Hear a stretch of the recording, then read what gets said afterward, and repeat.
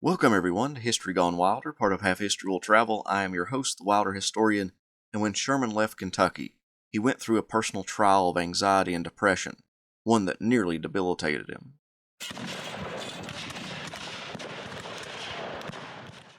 When Sherman got to St. Louis, Missouri, he fell into a deep, dark depression, seeing his leaving Kentucky as another failure on his part.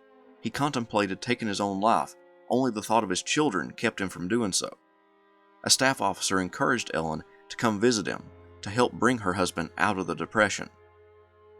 Ellen would write to Sherman's brother John, and John would accompany Ellen to St. Louis.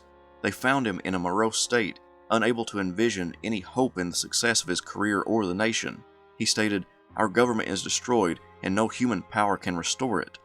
He spoke erratically about a simultaneous attack on St. Louis, Louisville, and Cincinnati, still paranoid about the military situation in the West. Sherman's old friend Henry Halleck had confidence in Sherman's abilities and sent him to inspect the troops at various points in northern Missouri. However, Sherman's anxiety flared up again, worrying about Confederate Commander Sterling Price's force and the destruction of his own troops. Halleck sent a physician to examine Sherman, and the doctor found that his nervousness made him unfit for command. Sherman was sent back to St. Louis, where Ellen was. Sherman was given a 20-day leave. Halleck wrote to George B. McClellan that, "I am satisfied that General Sherman's physical and mental system is so completely broken by labor and care as to render him for the present entirely unfit for duty. Perhaps a few weeks' rest will restore him. I am satisfied that in his present condition it would be dangerous to give him a command here." Sherman went to Lancaster with Ellen to recuperate. Without the stress, Sherman became calm and more like himself.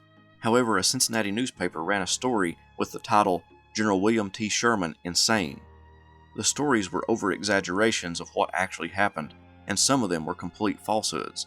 One of Sherman's children came home upset that one of his schoolmates called his father crazy, and word began to spread all over the nation that Sherman was indeed insane. As one of his biographers put it, he was in fact perfectly sane, but the stress of the disorganized war effort had thrown him off stride and made him worry inordinately.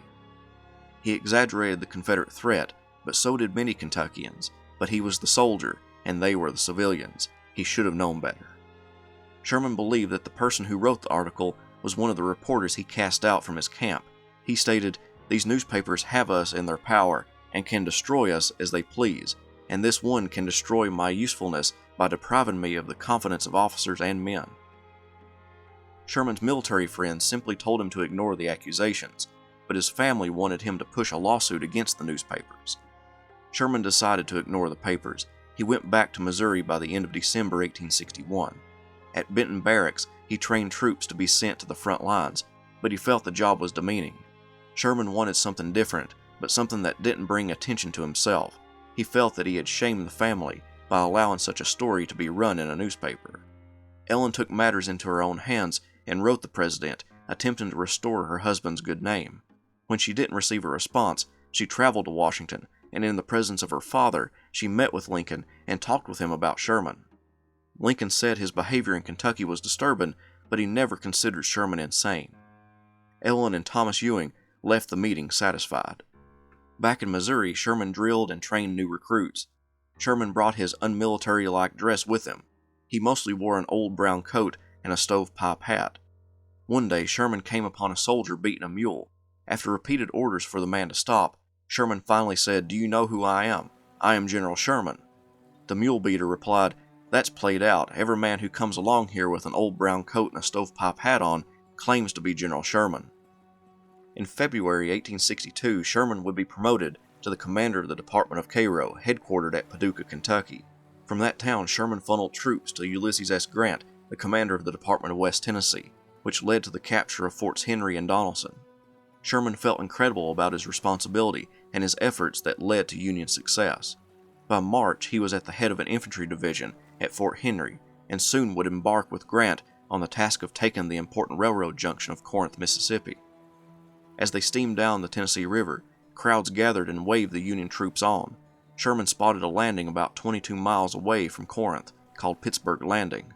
He informed his superiors, and the army was concentrated on that location. The divisions of Sherman, Stephen A. Hurlbut, John McClernand, Benjamin Prentiss, and W.H.L. Wallace were ordered encamped near the landing. They awaited the arrival of Don Carlos Buell and his Army of the Ohio. When the armies were concentrated, then they would press on to Corinth. Sherman made his camp near a small one-room Methodist church called Shiloh, meaning place of peace. The whole situation seemed very relaxed.